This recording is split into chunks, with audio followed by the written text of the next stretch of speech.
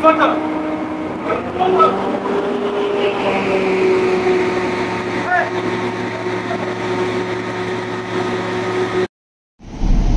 আলাইকুম। আমরা আছি এখন জাহাজ নিয়ে চায়নায়।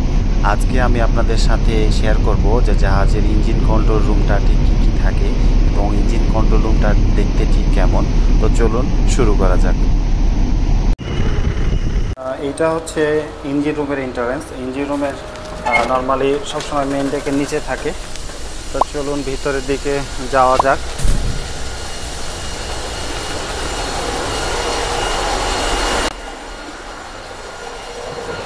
আপনারা শুনতেই পাচ্ছেন ইঞ্জিন রুমের ইঞ্জিন যেহেতু রানিং কি পরিমাণ আওয়াজ হচ্ছে।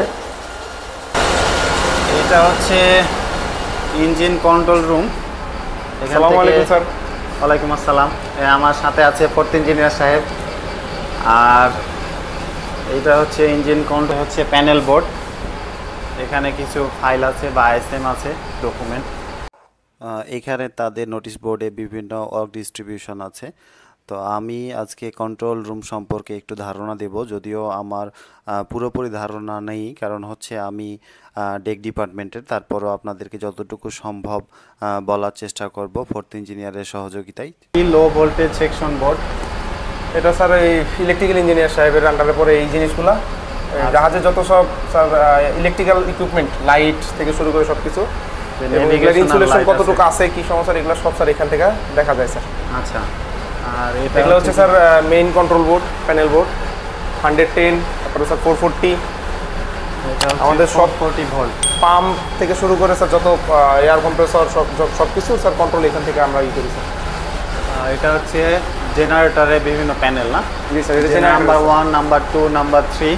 স্যার আমাদের অক্সিলারি ইঞ্জিন 3টা স্যার, সেজন্য স্যার 3টা। আচ্ছা, 1 2 3 স্যার। তারপরে এই পাশে তাদের একটা পিসি আছে, এগুলো হচ্ছে পেপার ওয়ার্ক করার জন্য। আর এখানে এগুলো স্যার সব স্যার ওয়াচ, আমাদের ওয়াচ কিপিং এর জন্য স্যার এগুলো সব লাগে, সবগুলো প্যারামিটারস এখানে দেওয়া আছে স্যার। আর স্যার এটা হচ্ছে মনিটর স্যার, সব মনিটরের ডিজিটাল এগুলো দেখা যায় স্যার এখান থেকে। আর এটা হচ্ছে এমার্জেন্সি কমিউনিকেশন, আর এটা হচ্ছে ইন্টারনাল কমিউনিকেশন, যে শিপের বিভিন্ন জায়গায় ইন্টারনালি কমিউনিকেশনের জন্য এখান থেকে যোগাযোগ করা হয়। এটা হচ্ছে শিপস ক্লক আর মনিটর। আর এইখানেই স্যার আমাদের এই মেইন ইঞ্জিন থেকে শুরু করে অক্সিলারি ইঞ্জিনে সবগুলো ডাটা কালেক্ট হয়।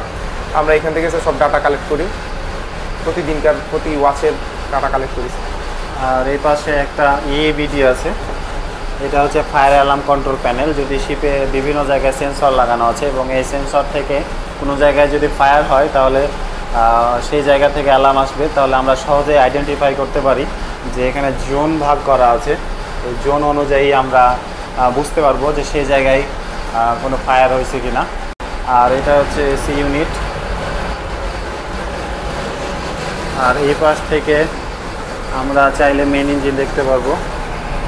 তো আমি আমার নেক্সট ভিডিওতে ইঞ্জিন রুমটা পুরোটা ঘুরিয়ে দেখার চেষ্টা করব। তো আজকের ভিডিও এই পর্যন্তই। আমি আপনাদেরকে যতটুকু পেরেছি দেখানোর চেষ্টা করেছি। সবাই ভালো থাকবেন, সুস্থ থাকবেন। আসসালামু আলাইকুম।